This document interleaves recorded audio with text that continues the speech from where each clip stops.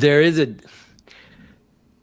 is a this liberal center, supposedly, it's lacking in a very simple way. It's lacking identity. It's lacking the reason why we exist together. That's the thing that the liberals are lacking.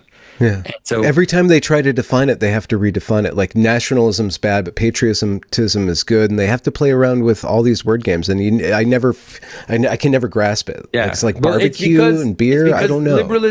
Liberalism is based on the idea of individual rights, and that individual rights are the foundation, and a kind of individual sovereignty is the foundation Liberty, of, yeah. of all that. And that's a good thing. Like, I want to be careful. Like, obviously that's a good thing that we have that, but the problem is that it's not sufficient.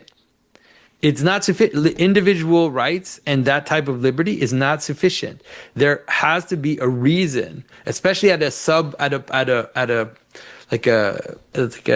post, how can I say this? Like a transpersonal level, right? At a level that is beyond people, you need to have reasons why you exist together and why you function as groups. And those cannot, I'm sorry to say, cannot be ideals. Because if they're ideals, if we say that the reason for America is its ideals, right? Its defense of freedom and liberty and democracy. If you say that, then you have absolutely no defense against globalism.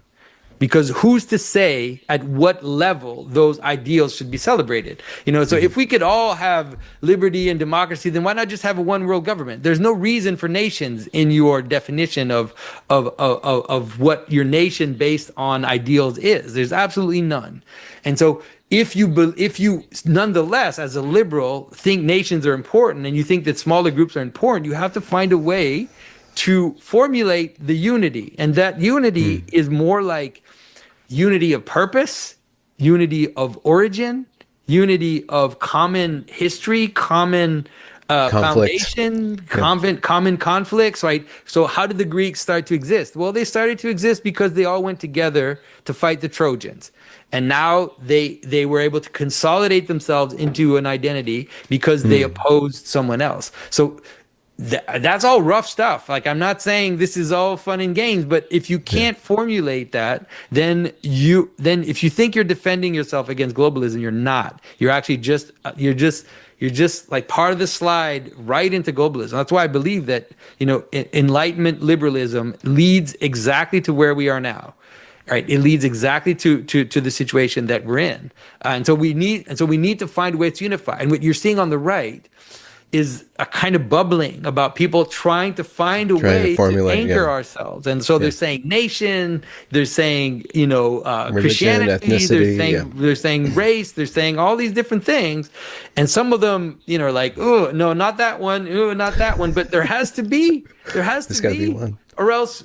Why are we together? And there probably has to be several that a stack, you could say. So, and the way that traditional Europe functioned in the Middle Ages was Christianity was the highest, right? Christianity isn't sufficient because there's a big difference between an Irish Christian and a Sicilian Christian. Like, let's be honest, if you can't just put them together and think that because they're Christian they're all going to get together. And so there was a kind of fractal relationship. There was a unity in the church at the top as this kind of thing that was in some ways unified and international. It was almost like a globalist thing where all these people spoke Latin in Western Europe and they all kind of could communicate with each other at a higher level.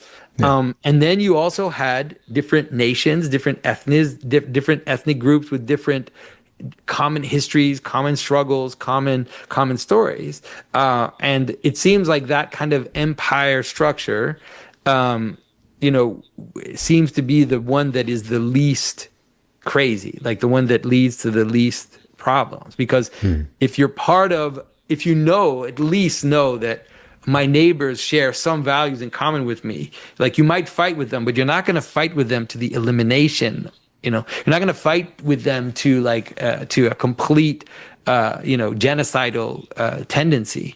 And so seems to me like we have to find. That's why I wrote that paper with Jordan Peterson on on subsidiarity as the what I think is the best structure for our society, which is the idea that we form identities at every level, and all those identities have a concrete, real existence, but they also have to be fitted into higher identities. They have to scale. They have to kind of scaffold Yeah. into higher identities.